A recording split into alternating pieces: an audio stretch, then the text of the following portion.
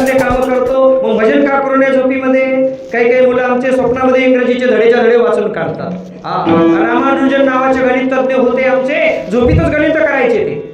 सांगा तुम्ही आता, रामानुजन गणितज्ञ, बरेचसे लेकर समोर बसलेत म्हणून सांगतोय, झोपीत गणित करायचे ते, झोपीतच. पुजारी असे देवीच्या मंदिरामध्ये वटाणे फुटाणे शिजवलेले होते प्रसाद म्हणून, ते असे डोप्यामध्ये देत होते लेकरांना, बायांना. बायांची अशी रांग लागलेली होती, बाया यायच्या, डोप्यात घ्यायच्या ते प्रसाद आणि इकडल्या दारातून निघून जायच्या. हे हळूच रामानुजन असं याच्यापेक्षा लहान होतं, या बाळापेक्षाही लहान होतं, शेंडी होती. तिथं गेलं त्या प्रसाद वाटणाऱ्या माणसाकडं, आणि मामा, आबा, तुमचा प्रसाद आता इथे 7 बायांना कमी पडणार आहे बरं का, जपून वाटा. त्याला सांगितलं ते पुजारी पैसे 7 बायांना कमी पडणार आहे, तुला कसं काय माहित? हो, म्हणजे मी बरोबर गणित केलं. असं कुठं होतंय का? तुला काय माहित? सांगायला मोठा शहाणा निघाला. खरंच झालं, वाटप सुरू झालं. 7 बाया तशाच उरल्या, त्याच्या डब्यातलं गेलं संपून, डब्यातले फुटाणे गेले संपून. त्यानं बोलिलं, इकडे तुला कसं कळालं रे? बरोबर 7च बायाला कमी पडलं. त्यानं म्हणला, तुम्ही ज्या डोप्यामध्ये दुर्णामध्ये द्यायले ना प्रसाद, ते फुटाणे गिटाणे, ते एका दुर्णात किती आहेत ते मी बसल्या बसल्या मोजले. एका दुर्णात. आणि तुम्ही एका दुर्णात एवढे, तुमचा जो डब्बा आहे ना, डब्बा तेवढाच डब्बा आमच्या घरी आहे. आणि माझी माय मला असा प्रसाद रोज देत असते त्या डब्यातला. त्या डब्यात इतके ते चणे फुटाणे बसतात. त्यानं सांगितले. मग इथं बाया एवढ्या होत्या, एका दुर्णात एवढ्या, तर एवढ्या दुर्णात किती? सांगा तुम्ही, किती गणित असेल त्याचं पक्क? किती गणित पक्क असेल? आमचे किती पक्क असतं? घड्याळाला काटे किती असतात रे? घड्याळाला काटे 3 आणि आकडे 12. आलं, हे शुद्धीवर आहे. एका कीर्तनात पोरगं मला म्हणलं काय असलं, घड्याळाला काटे किती? 12.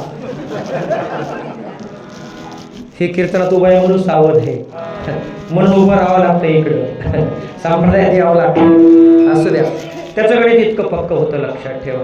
त्या रामानुजनला स्वप्नात सुद्धा गणिताची उत्तरं बरीचशी सापडली, जगप्रसिद्ध झाले ते. पण अगदी अल्पवयामध्ये ते गेले. चांगली माणसं जास्त दिवस राहत नसतात. विनोदाचा भाग द्या सोडून. असंच भक्ताचं असलं पाहिजे. स्वप्नात शिव, जागृती, स्वप्न, सुसुप्ती, तुरिया आणि उन्मणी, या 5 अवस्था आहेत जीवाच्या. जागृती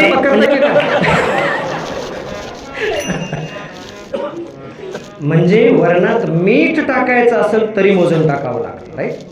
मिरे टाकायचे असतील, जिरे टाकायचे असतील, फोडणीला लसणाच्या पाकळ्या घ्यायच्या असतील तरी मोजून घ्याव्या लागतात, आहे की नाही? चपातीचा गोळा केवढा करायचा? 1 वाटी, अर्धी वाटी, 1.5 वाटी, ते सुद्धा पीठ मोजून घ्यावं लागतं. त्यात पाणी किती टाकायचं? अर्धा ग्लास, 1 गिलास, पाऊण गिलास, 1.5 गिलास, 2 गिलास, आहे की नाही? ते सुद्धा मोजून टाकावं लागतं. त्याला थापटायचं किती, लाटायचं किती, लाटणे बेलणे, गॅसची नॉब किती करायचा? फुल जर केला तर चपातीचं काय होईल?